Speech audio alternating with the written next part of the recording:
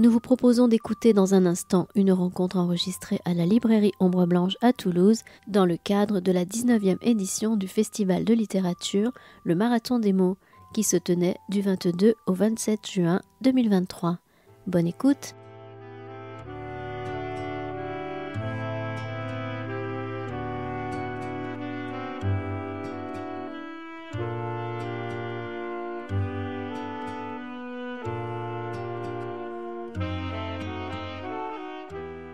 Bonsoir à tous, merci d'être là. Mathieu, Tchéky, merci d'être là. Parce qu'on a ils ont eu la bonne idée dans le train de prendre le même train en fait. Et Tchéky Cario a eu la bonne idée de dire « Ah mais puisque tu vas en Ombre Blanche, je viendrai bien aussi avec toi en Ombre Blanche pour lire quelques pages. » Donc c'est en toute amitié que nous recevons aussi et que Tchéky Cario nous fait le plaisir d'être là. Voilà, c'est toujours très intimidant de vous voir aussi nombreux. Donc on ouvre ce Marathon des mots 2023 avec la belle surprise. Alors la surprise, c'est pas le livre, puisqu'on le savait que le livre était bien, puisqu'en fait on avait programmé initialement une rencontre à la librairie avec Mathieu Bellesi, mais avec les équipes du Marathon et Christian Torel. Ils ont préféré la décaler au Marathon des mots, et puis on a vraiment cette belle soirée d'ouverture avec un prix Inter qui vient couronner tout ça. Donc merci à tout le monde. Je suis un petit peu tout perdu. Qu'est-ce que... Oui, alors, donc... Oui, aussi, mais... Bon. Attaquer la terre et le soleil, donc votre dernier roman, 4e livre autour de cette thématique de l'Algérie. Je pourrais commencer par vous demander peut-être tout simplement pourquoi ce thème revient aussi souvent dans votre travail. Qu'est-ce qui continue en fait à vous animer autour de cette exploration du monde colonial français en Algérie? Je m'étais aperçu il y a, disons, une quinzaine d'années que la littérature française n'avait jamais abordé le sujet de la colonisation, hein. Je parle de la colonisation algérienne. Le cinéma non plus d'ailleurs. Et je me disais, mais pourquoi? Est-ce que c'est vraiment une question tellement difficile que la littérature, tout comme le cinéma, ne sont pas capables de s'en emparer? Alors voilà, je me suis dit, je vais essayer. Puis, moi, j'aime bien mettre le doigt là où ça fait mal. Donc, je me dis, je vais essayer avec cette histoire de la conquête algérienne. Puis voilà, puis je me suis pris au jeu, j'ai trouvé un style vraiment particulier pour parler de cette histoire, en me référant plutôt au réalisme magique sud-américain. Voilà, des gens comme Garcia Marquez, Alejo Carpentier ou Asturias. Et voilà, je m'étais dit, j'écris une trilogie. Au départ, c'était Notre Terre, Les Vieux Fous et Un Faux Pas dans la vie d'Emma Picard. En gros, c'est ce que... Puis je me dis, je vais arrêter là, je vais repasser à des histoires contemporaines. Et puis ça m'énerve tellement ce que j'entends à la radio, à la télévision et dans les journaux. On ne cesse de parler, par exemple, comme si on tirait un voile pudique, vous voyez, de la guerre d'Algérie, à savoir 1954-1962, sans jamais savoir ce qui s'est passé avant, en gros, hein. Alors, c'est pas 10 ans ou 20 ans, hein, c'est quasiment 125 ans, quoi. 124. Alors, je me dis, comment on peut parler de cette guerre de décolonisation, de sa violence, si on ne sait pas ce qui s'est passé avant? Et je me suis vite aperçu, en fait, que si moi, j'ai fait comme étude histoire-géographie, on ne m'a jamais parlé de colonisation. Et je me dis, cette omerta, elle a une raison d'être, quoi. Évidemment, parce que le comportement, je me suis aperçu en lisant quelques livres et quelques lettres de militaires, par exemple, qu'on peut retrouver assez facilement, que la France s'est très mal comportée en entamant la conquête de l'Algérie, mais comme n'importe quel pays, la Belgique, l'Angleterre, l'Espagne, le Portugal... Bon, toute colonisation est violente. Alors, elle est peut-être un peu plus violente en Algérie, parce que c'est une colonisation de peuplement. Et en Afrique, il n'y a que l'Afrique du Sud, c'est tout.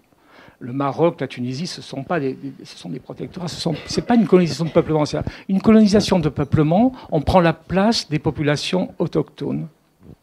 Voilà. C'est-à-dire, on vole les terres, on remplace, en l'occurrence, là, les mosquées par des églises. Oui, ça, on impose aussi une religion. Voilà, ça, c'est une, voilà, une spécialité française. On impose une culture aussi. Il y avait une culture au départ, ce qu'avait très bien expliqué Bourdieu, quoi. On écrase tout. C'est terrible. C'est terrible. Enfin, ce qui s'est passé aussi en Amérique du Nord avec les tribus indiennes. Hein. C'est une colonisation de peuplement. Là. Les Indiens ont quasiment disparu. Voilà. Donc j'ai eu envie d'en écrire un quatrième parce qu'il me semblait que c'était nécessaire de continuer le sillon. Et je suis le seul. Je me disais, il y a des gens derrière qui vont me suivre. Parmi les écrivains, je sais pas, j'en connais pas qui ont osé parler de... Alors je l'ai payé très cher, vous savez. C'est un sujet pas facile. Et moi, je travaille dans mon coin, souvent en dehors de la France. Donc, assez retranché, assez isolé, mais ça ne me dérange pas du tout, j'aime même bien ça. Mais ce n'est pas facile, parce que j'ai eu des censures. Par exemple, il devait y avoir une adaptation théâtrale, vous voyez, à Toulon. Elle a été annulée au dernier moment. Je devais passer pour les vieux fous dans l'émission de Tadei à l'époque. Un de ses collaborateurs était venu me voir en me disant « on va faire une émission sur la conquête ». Mais je lui dis, mais vous êtes sûr? Il me dit, oui, pas de problème. En fait, 8 jours avant, elle était annulée. Bon. Et je n'ai jamais été invité, je n'ai jamais mis un pied sur les planches d'un studio de la télévision française. Jamais. C'est pas par hasard. Je pense qu'il y a une crainte de se dire, oula, Bélézy, qu'est-ce qu'il va raconter là? Voilà. Oui, d'autant plus que dans le livre, il y a à l'œuvre une violence...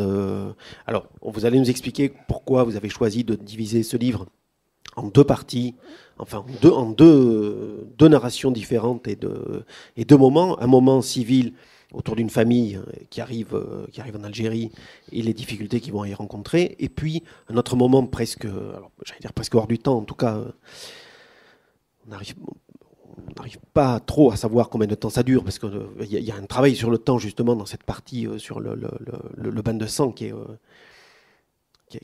une densité assez impressionnante, qui est beaucoup plus guerrière, où on suit une escouade, une compagnie militaire, sous les ordres d'un capitaine qui s'appelle Landron.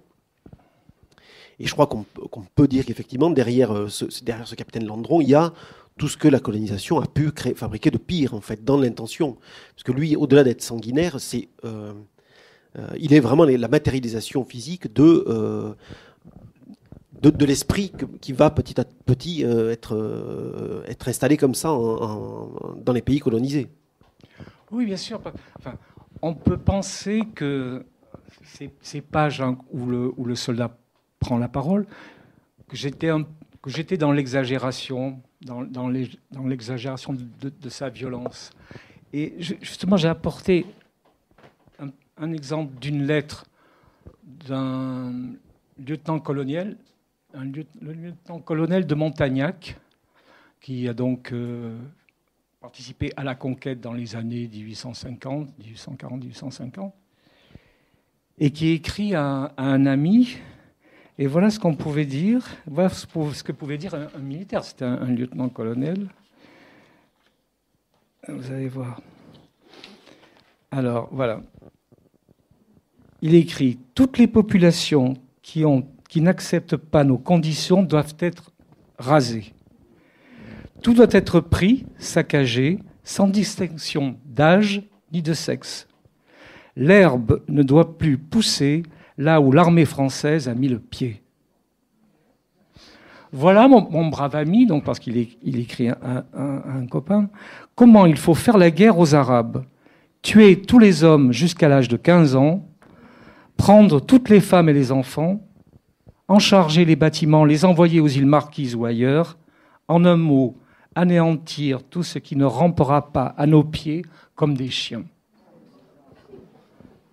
Ah, mais il y a plein de lettres comme ça. Vous pouvez les retrouver, vous savez, en allant sur le site de Gallica de la BNF. Vous voyez ? Par exemple, on avait édité au XIXe siècle les lettres du maréchal de Saint-Arnaud, qui a fait toute sa carrière militaire là-bas. Il raconte ça à sa famille, à sa femme et à ses amis. Voilà. Donc, je ne pense pas avoir exagéré vraiment en donnant la voix à mon militaire. Hein. Mais comment ça m'est venu ? Vous savez, au début, j'avais commencé à écrire ce que je pensais être une nouvelle, c'est-à-dire donc Bain de sang, j'avais appelé Bain de sang, et c'était donc cette petite troupe donc, de militaires un peu égarés. C'est le soir, ils ont froid, ils trouvent un village. Ils envahissent le village, ils dégagent toute la population qui va donc dormir où elle peut dans le froid, et eux font ripaille. Ça, je l'ai pris justement dans une lettre du maréchal de Saint-Arnaud qui raconte tout à fait cette histoire-là. Et donc, évidemment, ils vont se réveiller le lendemain matin. La population autochtone n'a pas résisté au froid et la moitié de la population est décédée. Voilà. Bon, j'avais écrit cette histoire en 8 ou 10 pages. Mais je ne savais pas ce que j'allais faire après, si j'allais faire un recueil de nouvelles ou si j'allais écrire un roman. Et je voulais une voix féminine. Bon, ça deviendra la voix de Séraphine, mais je ne la trouvais pas. J'avais écrit 1 ou 2 pages. Et je ne sais pas, je n'entendais pas. J'entendais pas cette femme. Elle n'avait pas encore suffisamment de crédibilité. Donc j'ai attendu 1 an. Puis je me suis dit peut-être que je vais abandonner finalement le projet. Et puis d'un seul coup, sa voix est venue. Et j'ai écrit Attaquer la Terre et le Soleil en 3 mois, quoi, à peu près. Voilà en gros comment ça s'est fait. Moi, je ne résiste pas de... Ce que vous venez de lire, finalement, ça se transforme à ce moment. Donc, ils viennent d'investir le village et le capitaine dit à celui qui est le chef du village, il lui dit « Tu ne me crois pas, c'est ça ? Tu imagines que mes chefs à Alger ne me donnent pas le droit de couper à ma guise toutes vos têtes d'assassins ? Eh bien, tu te trompes. Depuis 10 ans, je passe mon temps à rasier vos villages et vos champs, à tuer ceux qui me résistent, à violer leurs femmes. C'est mon travail de soldat. On me donne ce qu'il faut pour que je l'accomplisse et on me félicite à Alger et en France lorsque je remporte des victoires. Alors c'est pas 30 crèves-misères vivant dans un fondouk, perdus au fin fond d'une terre du diable, qui vont s'opposer à ce que j'ai décidé. Tu as compris, le vieux ? Et ce que je vous disais tout à l'heure sur comment s'installe la mentalité en fait coloniale, c'est un petit peu plus tôt. C'est toujours cet affreux Landron. Suffit. Quel miracle devrait-on venir du ciel ? Les miracles, c'est nous, soldats, qui nous en occupons. C'est nous, soldats, qui débarrassons cette terre d'Algérie de ces fanatiques, qui créons des villes, des routes, asséchons vos marais de malheur, inventons le sulfate de quinine, plantons des milliers d'arbres pour sucer les miasmes de vos terres maudites. Alors ne venez pas nous reprocher de forcer la porte de quelques maisons pour réchauffer nos os qui ont froid et qui sont fatigués. Effectivement, voilà. Mais je crois que ça parle évidemment on voit bien d'où vous avez puisé tout ce matériau-là. Oui, bien sûr, bien sûr. Ça peut surprendre au début, hein. Mais j'avais aussi la référence d'un historien qui s'appelle Pierre Darmon, qui est issu, lui, d'une famille juive du Sud-Oranais, et qui m'a dit, pendant 7 ans, il est allé donc ouvrir les cartons des archives de la colonisation française, qui sont stockés à Aix-en-Provence. Il a écrit un livre vraiment formidable, où il raconte l'histoire de l'Algérie coloniale de 1830 à 1945, parce qu'il me dit, après, il y a eu beaucoup de livres qui ont été écrits. Mais avant, pas beaucoup, ou pas du tout. Et il y a quand même 2 ou 3. Il y a eu Robert Ageron, par exemple. Bon. Mais et donc ce livre de Pierre Darmon, qui est paru chez Fayard, je crois, en 2008 ou 2009, il raconte de 1830 à 1945 l'histoire de l'Algérie comme si c'était vraiment presque un polar. On peut le lire très facilement. C'est savant sans être savant. Son livre, quand il est sorti, il n'a eu aucune presse, aucune radio, aucune télévision, rien. Mais les libraires l'ont bien défendu. Donc, c'était un livre quand même qui valait au moins 30 € à l'époque. Et Il est paru en poche chez Perrin en 2015. Et l'éditeur avait supprimé, parce qu'au début je le conseillais, mais après quand j'ai vu ce qui s'était passé, je ne le conseillais plus du tout. L'éditeur a supprimé les 280 premières pages. Non mais vraiment, vous pouvez vérifier, hein. Je n'invente rien du tout. Vous prenez le livre Fayard et le poche Perrin. Il y a une préface, je n'ai même pas voulu la lire parce qu'il cherche à se justifier, j'en sais rien. Toujours est-il, 1830, 1870 ont été supprimés. Voilà, et c'était en 2015, ça ne fait pas très très longtemps quand même. Il n'y a eu aucune protestation, d'ailleurs c'est très curieux, aucune protestation d'universitaires, ni pas plus de journalistes non plus. C'est quand même un peu gros, je trouve. C'est la culpabilité qui provoque ça. C'est la peur de la réaction des populations en France. C'est quoi qui provoque cette angoisse, cette peur de reconnaître ce que tous les hommes sont capables de faire, pas seulement en France. Parce que ce qui est dangereux, ce qu'on peut comprendre à travers cette peur, c'est que tout d'un coup, la France doit reconnaître, doit être capable de le dire sans porter le poids de la culpabilité. De la même manière que tous les Allemands n'ont pas été des nazis. Donc c'est ça la difficulté, de crever cette espèce de plafond-là, d'arriver à reconnaître et à en parler, pour calmer au fond, parce que ça reste enfoui et ça fait mal. Je crois que ça reste enfoui en chacun de nous, c'est sûr, plus ou moins, mais à des degrés divers. Mais moi je ne cherche pas du tout à culpabiliser qui que ce soit. Hein. Je ne suis pas pour la repentance non plus. C'était une autre époque, vraiment une autre époque. Il faut savoir qu'au XIXe siècle, quand même en Europe, hein, on pensait qu'on soit de droite ou de gauche, on pensait qu'il y avait des races supérieures et des races inférieures. Voilà, tout démarre de là, en fait.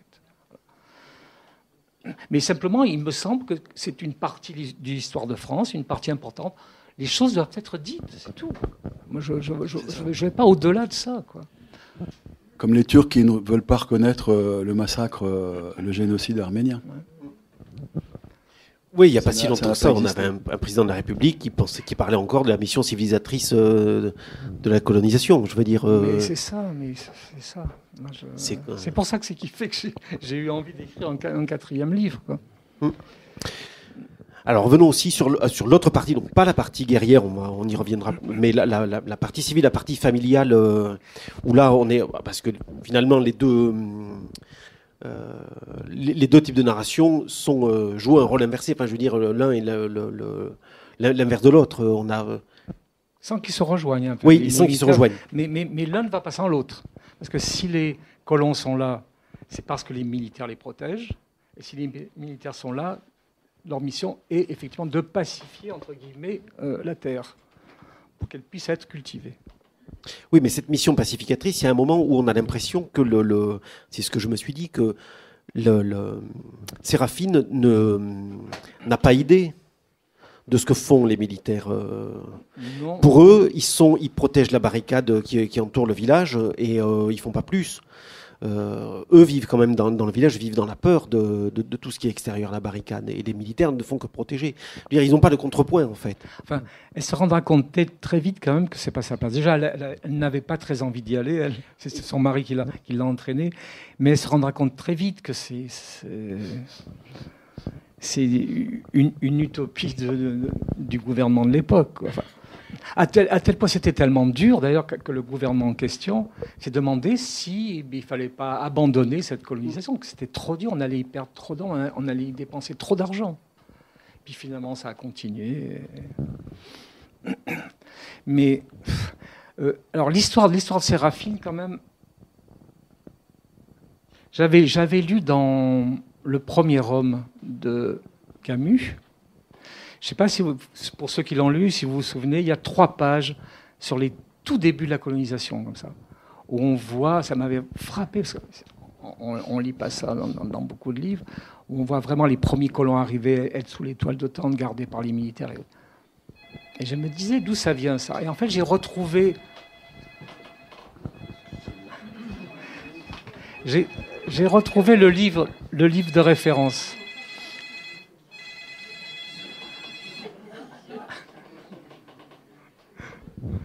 Oui, j'ai retrouvé le livre de référence, en fait.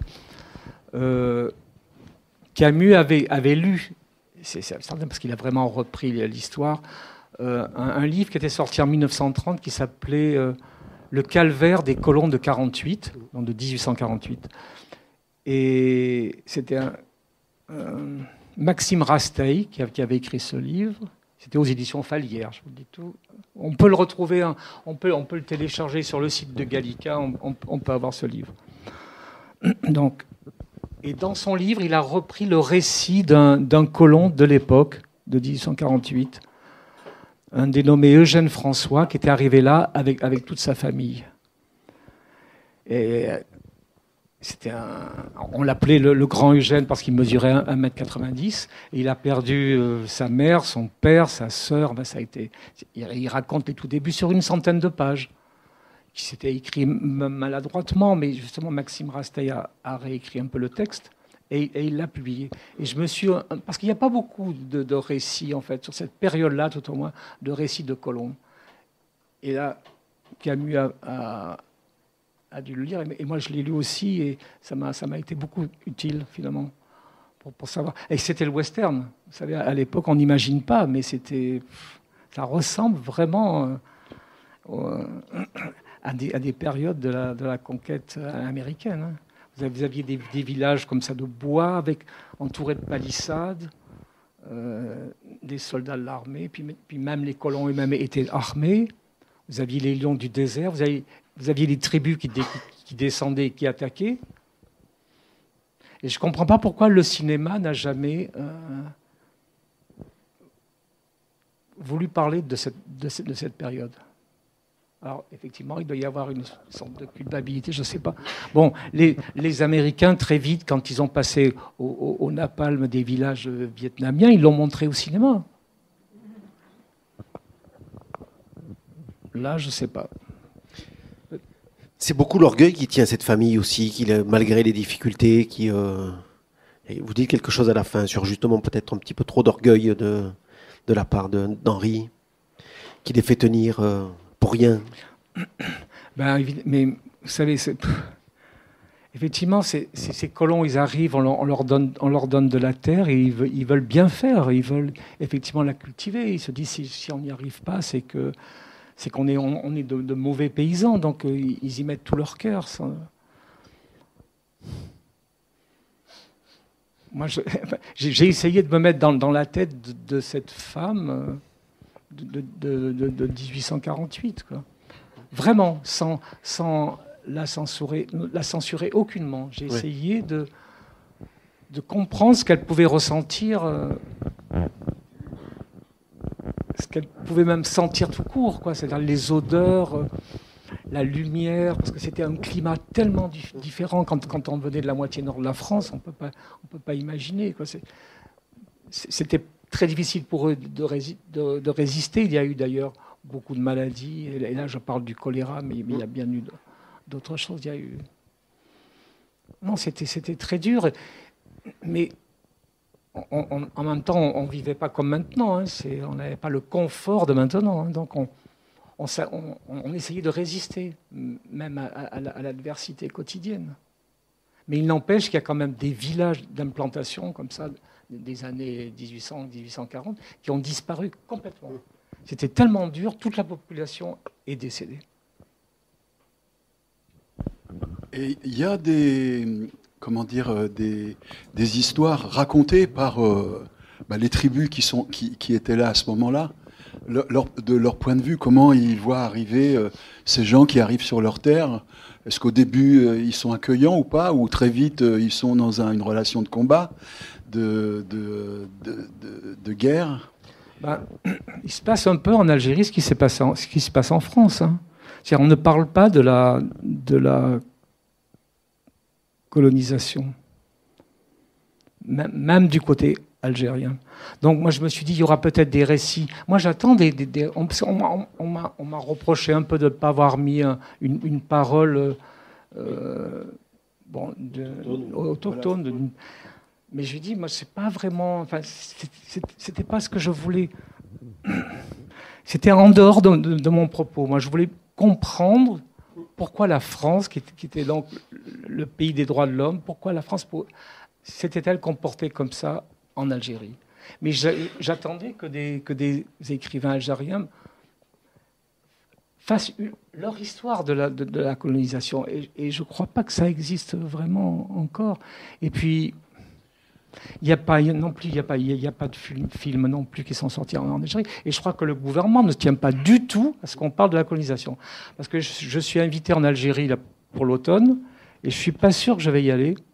Parce que comme je n'ai pas envie de cautionner le gouvernement actuel, parce que, enfin, je sais pas, j'ai cru comprendre que mon livre ne serait pas distribué en Algérie,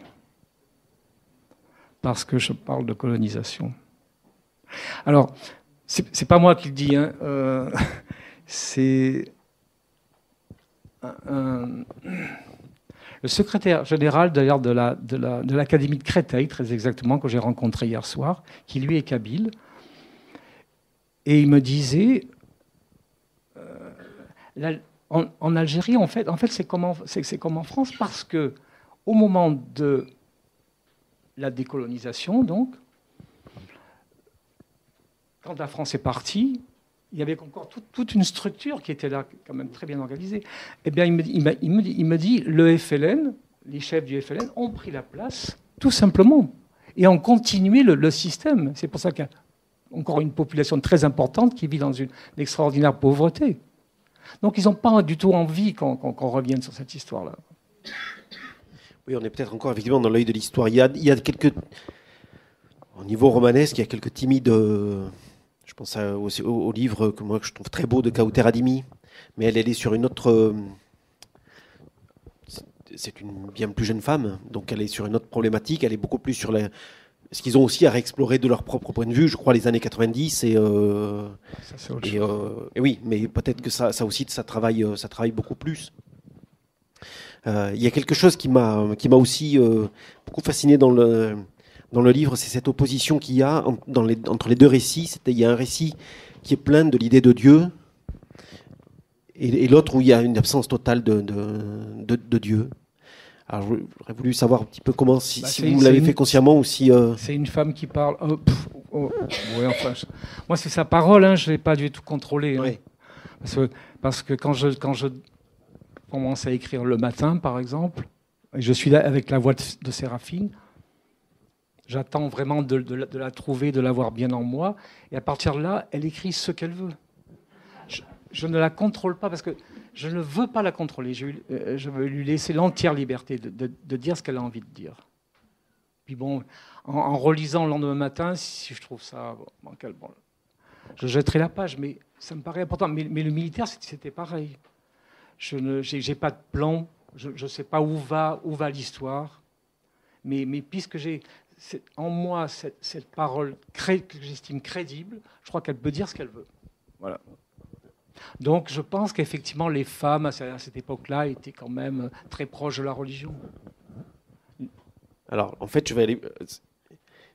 Elle dit Sainte Mère de Dieu, elle appelle très régulièrement, ça revient.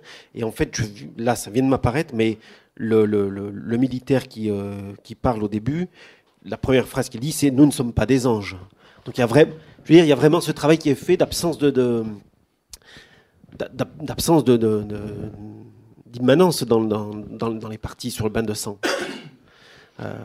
Parce que, en fait, là où je veux vous amener, c'est sur un autre terrain, c'est sur une figure, c'est sur la figure de Kurz qu'on trouve chez Conrad. Parce qu'on est effectivement aussi sur... Il y a quelque chose de ça qui est à l'œuvre dans les parties bain de sang. Oui, moi j'aime beaucoup. De cette diablerie. J'aime beaucoup Conrad. De cette sauvagerie comme ça qui est... Mais alors à ce moment-là, si vous faites référence au cœur des ténèbres, c'est un autre roman que j'ai écrit sur la conquête à jeunes qui s'appelle Les Vieux Fous. C'est vraiment une petite troupe de militaires aussi qui s'enfonce dans le désert et qui se réfugie dans une oasis. Et là, ça délire joyeusement, si je puis dire. Là, moins quand même. Là j'ai moins pensé effectivement à Conrad dans le délire verbal du... Mais non, c'est pas lui qui parle, c'est un autre soldat. J'ai relu un peu pour me donner de l'énergie les pages de casse-pipe de Céline. Voilà. Parce que là, il y a un parler. Parce que c'est très compliqué. On est en 1848. Donc, il fallait que je respecte le vocabulaire de l'époque. C'est-à-dire, il y a beaucoup de mots que je ne pouvais pas employer. J'allais voir, et je me dis, celui-là, il est apparu en 1890, donc je ne peux pas l'employer. Donc, il fallait... Et il y a une chanson, par contre, que j'ai trouvée, qui est peut-être un tout petit peu plus tard, dans le roman, il y a, je ne sais plus comment... Et elle est peut-être... Mais elle est tellement extraordinaire que j'ai éprouvé le besoin de la mettre dans le roman. C'est à un moment donné où les militaires chantent... je ne sais plus ce qu'ils disent. Qui vous en souvenez, vous savez ? Non, pas du tout. Non, c'est pas celui-là. C'est pas ça. Mais c'était pareil pour Séraphine aussi. Elle avait une manière de s'exprimer. Il y avait plein de mots que je ne pouvais pas employer. Ça a été compliqué d'ailleurs. J'ai été très sensible à la cohérence du vocabulaire que j'employais par rapport à l'époque. Voilà. C'est ça ? Oui, quand il dit pardon.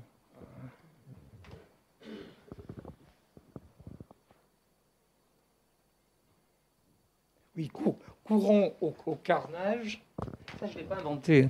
Courons au carnage, vive le pillage, mitraillons, brûlons, saccageons et cueillons des galons, nous colonisons. Oui. Mais il y a un côté ubuesque. Mais j'en suis bien conscient et j'en suis bien content qu'on puisse sentir ça, effectivement. Bien sûr. Bien sûr, sa façon dont ce capitaine grossit, il n'arrive plus à monter sur son cheval. Enfin, voilà. Mais ça, j'ai appris ça par la fréquentation du réalisme magique sud-américain, qui, pour parler de leur dictateur, vous voyez par exemple, moi, Le Suprême de Roa Bastos, L'Automne du Patriarche, qui est un livre magnifique de Garcia Marquez. Voilà, ils avaient une manière très à eux aussi, très, très ubuesque en fait, hein, très démesurée de pas. Et ça fonctionne très très bien. Et moi, je voulais pas être démonstratif dans mon, surtout pas. Je voulais faire un vrai travail littéraire. Alors, il y a une autre influence, vous allez me dire si elle est réelle ou pas. Elle est contenue dans le titre finalement, puisqu'attaquer la terre et le soleil, on enlève la terre, attaquer le soleil. C'est quelque chose qu'on retrouve chez Sade, ça. Je sais pas si. Hein. Alors j'avais retrouvé la référence, la petite phrase où Sade dit « Combien de fois, sacre Dieu, n'ai-je pas désiré qu'on pût attaquer le soleil, en priver l'univers, ou s'en servir pour embraser le monde ?» Et alors, ça, bon, effectivement, on retrouve ça complètement dans le livre, surtout si on le met à l'aune de la référence que vous faites à Claude Lévi-Strauss au début, où le livre s'ouvre en fait sur cette citation-là. Une civilisation proliférante et surexcitée trouble à jamais le silence des mers. Il y a quand même ce désir de destruction de l'homme à l'intérieur de sa propre condition. Oui, on s'en rend bien compte maintenant. Hein. On nous a appris que l'homme était un constructeur. Moi, je crois que c'est plutôt un destructeur qu'un constructeur. Et je pense qu'on va le payer très cher dans les années à venir. Ce n'est que le début. Là. Et ça, effectivement, j'avais cette citation de... En fait, pendant que j'écrivais le livre, je relisais Triste Tropique. Voilà. Vous relisez surtout les 50 ou 80 premières pages, vous allez voir, c'est très actuel encore. Finalement, il avait tout compris, Lévi-Strauss, sur ce qui allait se passer. Parce qu'en fait, lui était parti, là je m'égare un peu, mais c'est pas grave, dans les fins fonds du Brésil, là, il avait rencontré des tribus très primitives, mais c'était des gens qui respectaient la nature. Ils en vivaient, donc ils étaient très respectueux. Et ils auraient pu vivre comme ça 10 000 ans, quoi. Nous, on va se casser la figure très vite, quoi. Parce qu'on ne respecte rien depuis déjà pas mal de temps. Et on va le payer très cher. Il y a quelque chose aussi d'un travail sur l'universel, au-delà du cas particulier de l'Algérie et de cette famille. Quand on relit le début, leur traversée en bateau, ils ont une condition de migrants qui est à peu près semblable à celle, sauf que le bateau arrive à bon port, mais ils souffrent de la faim, des vomissements. Enfin, je veux dire, vous décrivez ça aussi, c'est quelque chose de terrible. Et puis par la suite, l'implantation de la colonie. Il y a un vrai travail vous tendez vers l'universel avec cette histoire-là. Oui, sans doute, mais sans m'en apercevoir au départ. Hein. C'est pas une volonté. Mais effectivement, ça peut s'apparenter sauf qu'il y avait aux migrants de maintenant, sauf qu'il y avait quand même un gouvernement derrière qui était censé les protéger. Alors c'est ce qu'ils font un peu quand même, et les aider à s'implanter sur cette terre qui leur était très très hostile. Ça fait quand même une différence. Parce que certains arrivaient avec leurs meubles, vous savez, ils avaient emporté des chaises, des tables, enfin, et puis ils arrivent, il pleut pendant 3 mois. Parce que tout ça avait été organisé à Paris dans des bureaux où travaillaient des gens qui n'avaient jamais mis un pied en Algérie, qui ne connaissaient même pas le climat d'Algérie. Ils s'imaginaient qu'il y avait du soleil tout le temps, toute l'année. Alors qu'il peut y avoir un hiver très dur, hein. Sauf peut-être sur la côte, mais enfin, à l'intérieur des terres, ça peut... Oui, bien sûr. D'ailleurs, le maréchal de Saint-Arnaud en parle, parce que ces lettres, c'est sur plusieurs années, donc il parle des étés torrides, mais il parle aussi des hivers terribles, vraiment, où ces soldats sont malades, sont envoyés à l'hôpital à Alger. Non, c'était vraiment un climat très dur, surtout pour des gens venant de France. Oui, c'est une vraie vie de pionnier, en définitive. Oui, si, allez-y. Si vous avez un... Non, à quelle heure on doit finir juste On a du temps. 19h ou 19h? Oui, par là, 19h. Non, en fait, bon, comme ce soir, je vais lire, donc, Attaquer la Terre et le Soleil. Je m'étais proposé d'accompagner Mathieu ici, parce que j'ai acheté un de ses livres, en fait. Et en fait, il est là pour attaquer la Terre et le Soleil, mais il n'est pas l'auteur d'un livre. Il a beaucoup écrit. Et le hasard a fait que je suis tombé sur un livre qui s'appelle Le Petit Roi. Et j'ai été extrêmement ému par un des passages. Et je m'étais dit, plutôt que, si je viens avec toi, plutôt que de lire La Terre et le Soleil, j'aimerais plutôt faire entendre un autre moment de ton écriture. Voilà. On le fait ou on continue? Alors, peut-être petit point bibliographique. Effectivement, Mathieu a une bibliographie importante qui est quasiment toute est indisponible pour l'instant. Je crois que les éditions de Tripode vont reprendre petit à petit l'ensemble. Oui, mais parce que les éditeurs sont des fois pas très... laisse tomber les livres une fois que les auteurs sont... Non, mais pas... Enfin, avant, j'étais chez Flammarion, donc j'ai quitté Flammarion, je me suis un peu disputé avec eux. Et donc, j'ai trouvé cet éditeur, Le Tripode, c'est l'éditeur de Goliarda Sapienza, par exemple. Et donc, il a lu Attaquer la Terre et le Soleil. Il a décidé de le publier tout de suite. Mais il a voulu racheter tous les autres romans de la tétralogie algérienne, plus Le Petit Roi, et puis un que j'ai écrit après, Le Pas suspendu de la révolte. Donc, il a tout racheté, il va tout republier. Et il a commencé, justement... par le premier. Petit Roi, donc au mois de mars, là, il a sorti Le Petit Roi. Et en mars de l'année prochaine, il sortira Les Vieux Fous en 2 parties. Voilà. On va vraiment... Donc c'est une œuvre qui réémerge. Voilà. Donc c'est vrai que pour l'instant, il n'y a que ces 2 titres-là, Le Petit Roi et Attaquer la Terre. Mais les bibliothèques sont... Oui, puis on peut trouver d'occasion peut-être, mais c'est vrai que enfin, Emma Picard, non. Un faux pas dans la vie d'Emma Picard, on ne peut plus le trouver.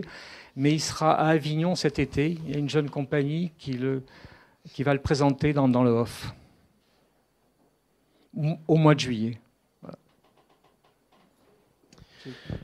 Qui à vous?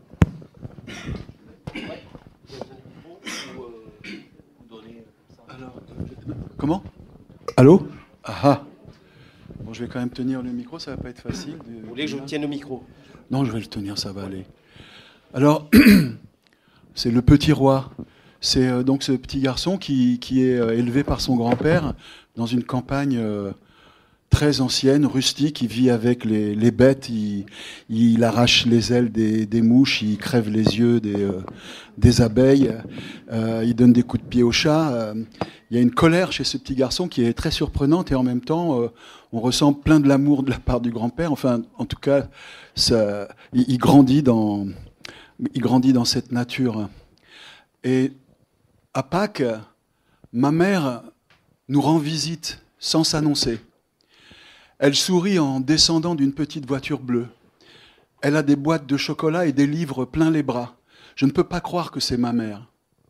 Ses lèvres sont aussi violemment rouges que les fleurs de notre rosier.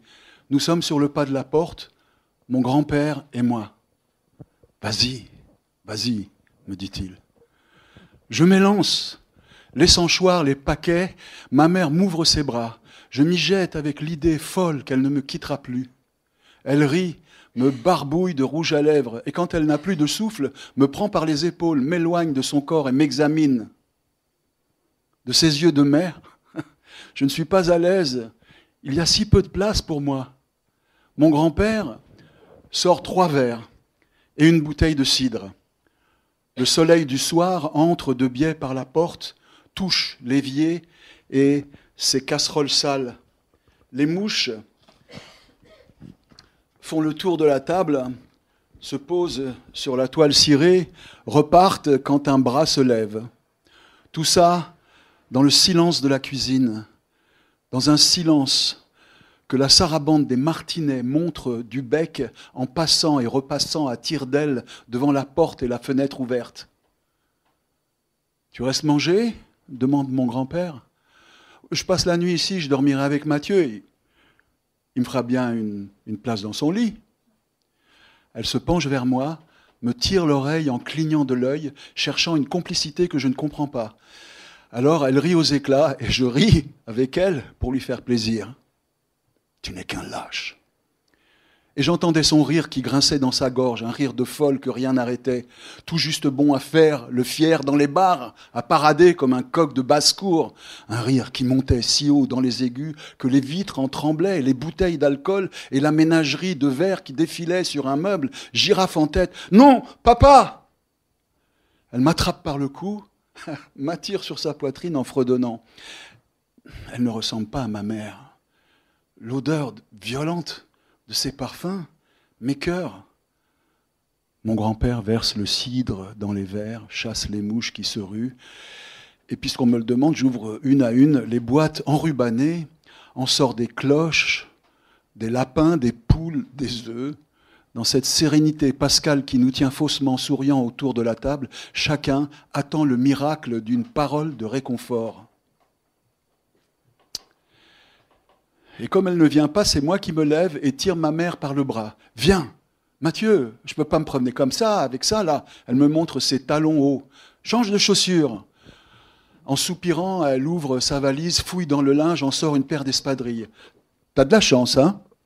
Je la prends par la main et lui fais traverser la cour. Je montre mon poulailler, mes installations, un baquet pour les graines. Il y fait déjà noir. J'allume l'ampoule, grimpe sur mon vélo, tourne autour de ma mère.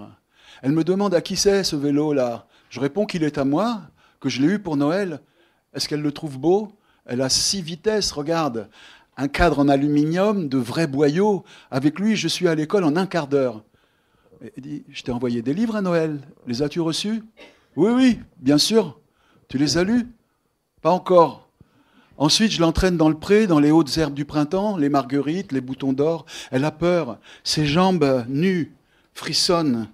Je suis obligé de tracer une piste devant elle. Fouettant les herbes avec un bâton. Elle veut savoir où je l'amène. Et moi, je ne veux pas le lui dire. Des herbes brisées s'échappent, une odeur lourde, puissante, qui m'enivre et me rassure. Au milieu du pré, il y a un orme. C'est là que je vais. Contre le tronc de l'arbre, j'ai bâti ma cabane. Des piquets liés avec des cordes, un toit de feuillage. Les derniers mètres, je retrouve le chemin que mes allées et venues ont tracé. Je cours jusqu'à la cabane, me plante devant. C'est moi qui l'ai faite. Ma mère me sourit, semble rassurée d'avoir atteint le but de la promenade. Elle a le front en sueur et les joues un peu rouges. Je lui demande si elle a eu peur. Elle me regarde, passe la main dans ses cheveux. Toute cette herbe. Elle se met à rire et nous rions ensemble pendant que le ciel s'élargit au-dessus de nos têtes. Dans sa fuite vers le couchant creuse un espace immense que rien ne peut combler. Tu veux venir dedans ? Elle hésite, secoue ses mains, bagaie et montre sa jupe.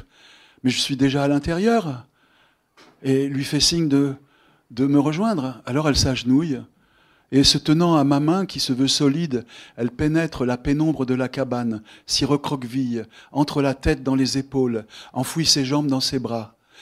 L'odeur de terre et de feuilles submerge son parfum de femme. Elle se laisse faire, ferme les yeux et devant moi abandonne son visage de mère pour se glisser dans celui de l'écolière effrayée que j'ai appris à reconnaître sur les photos de classe qui la montrent petite fille. Maman, oui ? Ses yeux s'ouvrent. Je me jette sur son ventre, l'enlace de toute la force de mes bras, enfouis mon visage en elle, pour cacher des larmes qui me font rougir. Ainsi nous demeurons longtemps, quoi, l'un comme l'autre, dissimulés par le feuillage d'une cabane de fortune que mes mains ont construite sans espoir, par simple jeu, et pour tuer l'ennui. À présent, il me semble que je pourrais l'agrandir et qu'à deux, nous pourrions y vivre, ma mère et moi. Dans l'orme, un grand concert d'oiseaux tourbillonne, s'enfle et se tait. La nuit est venue du bout du monde, elle a tout pris. Nous rentrons par le même chemin. À la ferme, mon grand-père nous attend sur le pas de la porte, les poings aux hanches, inquiets. Dans le lit si grand, raidi par la glace des draps, j'ai chaud pour la première fois. Ma mère me serre contre elle, comme un amant, entre ses seins qui m'ont nourri et ses mains qui devraient être maternelles. Elle chuchote des promesses que je n'entends pas, tant il me plaît de croire qu'elle est venue me reprendre.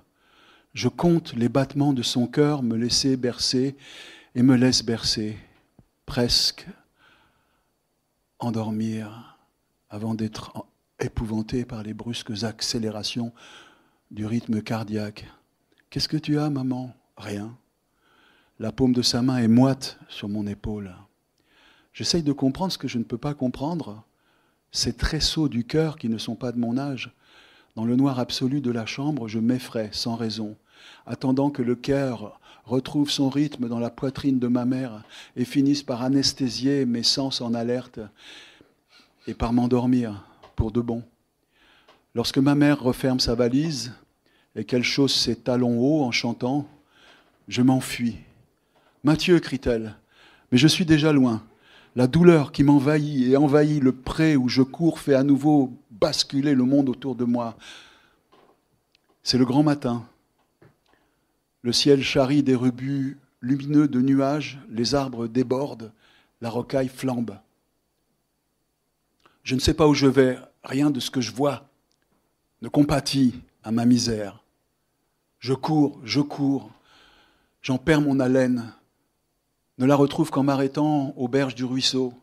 Je descends dans son lit, le traverse sur des pierres, de l'autre côté reprends ma course, par un sentier raviné monte jusqu'au plateau, jusqu'à la garrigue. Là, je suis seul pour de vrai. Je m'allonge sur les cailloux, suis la lente dérive d'un nuage qui, à la barbe du père, tronc. J'entends mon grand-père siffler, j'écoute l'écho répété de mon nom, et puis le bruit d'une voiture qui s'éloigne. Après, c'est le silence. Et dans ce silence qui me hait, je fixe le soleil pour me brûler les yeux.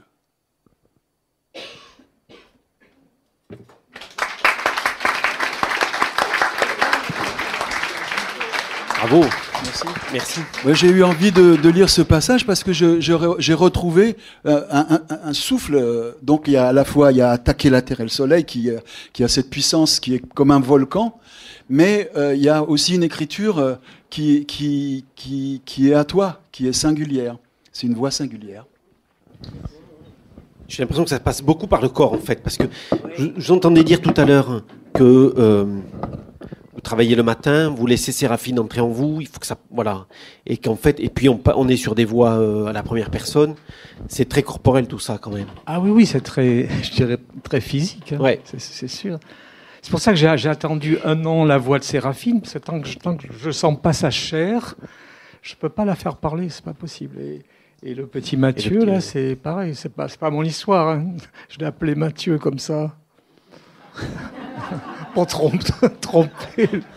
Par facilité, évidemment. Mais non, parce que... non, pour me moquer un peu de l'autofiction. Voilà. D'accord. En gros. Mais c'est pas du tout mon histoire, vraiment. Moi, j'ai une enfance très tranquille, et pas du tout agitée comme ça. Mais voilà, ce petit Mathieu, c'est pareil, j'ai écrit cette histoire en 3 mois, mais... Il y a eu peut-être 1 an avant où il s'est construit en moi, quoi. Où vraiment, c'est tellement en moi que certains personnages réapparaissent d'un roman à l'autre. Par exemple, le prochain que je publierai sera un personnage qui était dans le pas suspendu de la révolte. C'est-à-dire, je peux pas m'en débarrasser vraiment de certains personnages. Il faut que le lecteur y croie, donc il faut que j'y croie moi aussi. Oui, évidemment. Oui, ça passe par là avant tout. Alors, on peut peut-être faire circuler un petit peu le micro, si vous avez des... Voilà.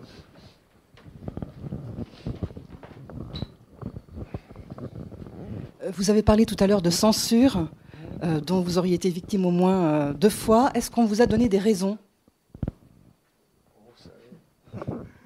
On peut donner toutes les raisons. Non, mais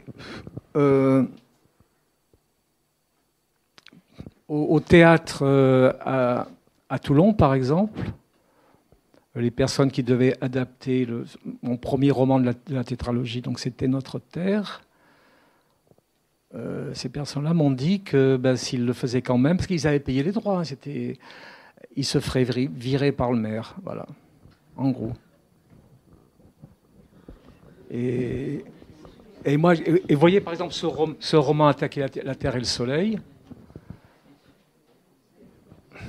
Pour une fois, parce qu'il marche très très bien, je pense qu'on va être au-delà des 100 000 exemplaires de vendus, bien au-delà. Il a été refusé par 5 éditeurs à Paris. Voilà. Alors les raisons, elles sont... On peut toujours refuser un texte. Proust s'était bien fait refuser par Grasset. Voilà. Mais on me disait manque de dramaturgie, ou les personnages secondaires ne sont pas assez... voilà. Non, mais moi je parle de censure parce que il n'y a pas d'autre mot. Vous voyez, quand on supprime 280 pages d'un livre d'un historien, qu'est-ce que c'est d'autre, quoi ?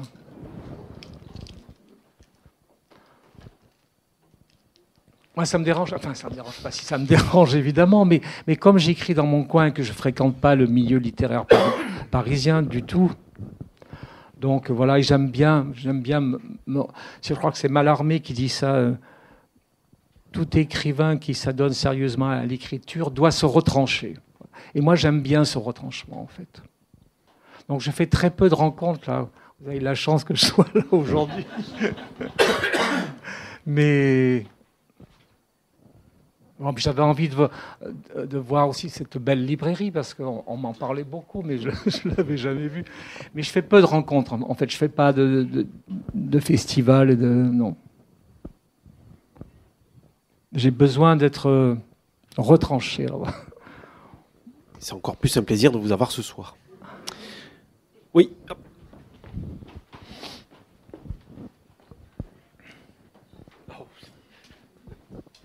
Bonsoir, moi je vais me lever alors.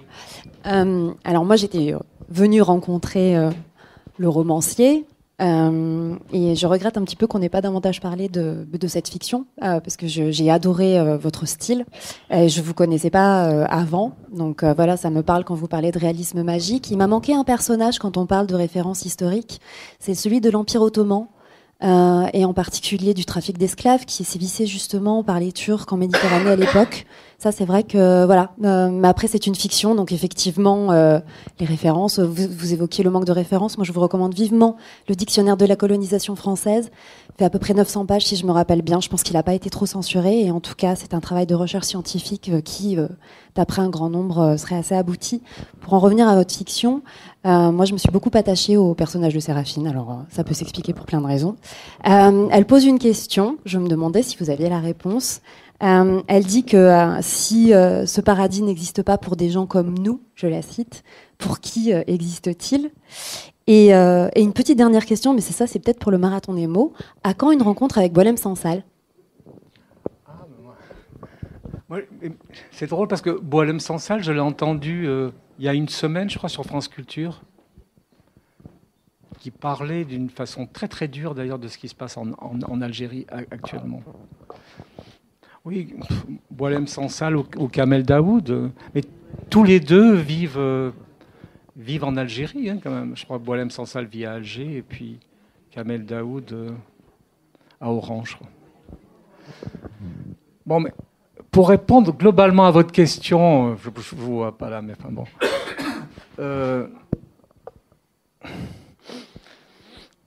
Alors, je vais me lever parce que je ne vous vois pas là. Je vais me déplacer un peu.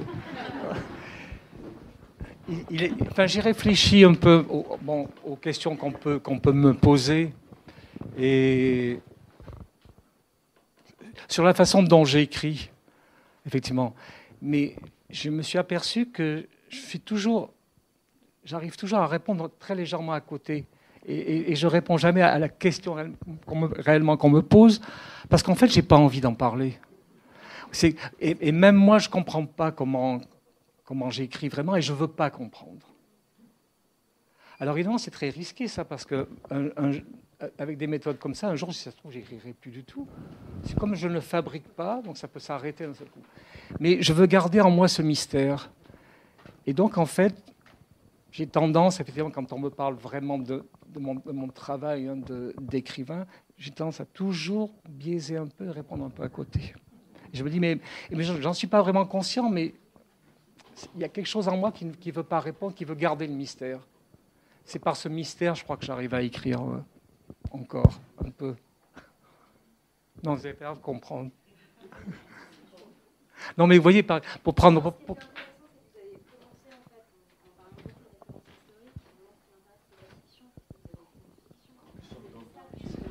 Eh bien oui, voilà, c'est ma façon de biaiser, de parler.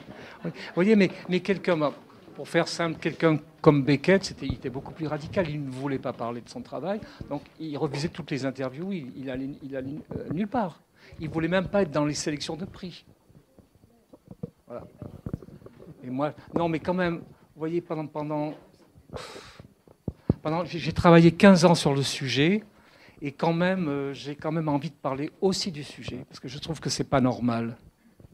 Vraiment qu'on prive les Français d'une mémoire comme ça.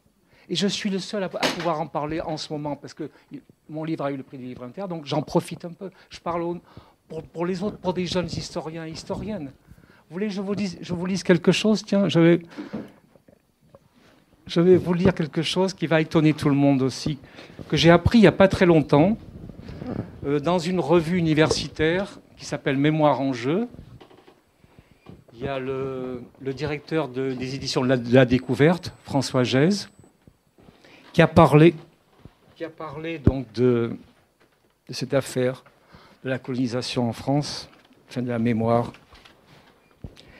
et qui dit quelque chose d'assez étonnant, si je le retrouve.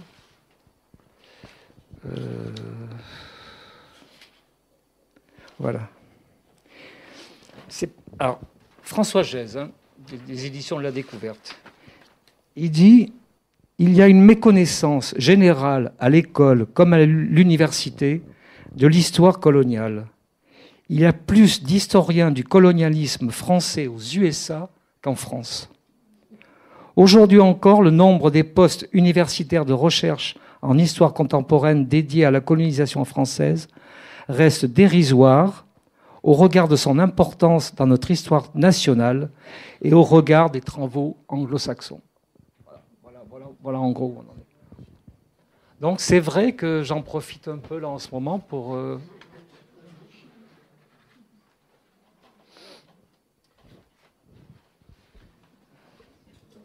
Bien, c'est dit. Alors, on va avoir un petit moment de possibilité de dédicace, mais il va falloir que, parce que comme il y a la lecture à 21h, et qu'il faut quand même manger et aller se reposer un petit peu entre-temps, donc on va avoir un petit peu, mais comme si on ne peut pas faire toutes les dédicaces ce matin, Mathieu a très gentiment accepté de venir demain à partir de 11h à la librairie. Il sera disponible si vous êtes dans le coin pour un petit moment de dialogue. En tout cas, merci beaucoup, messieurs.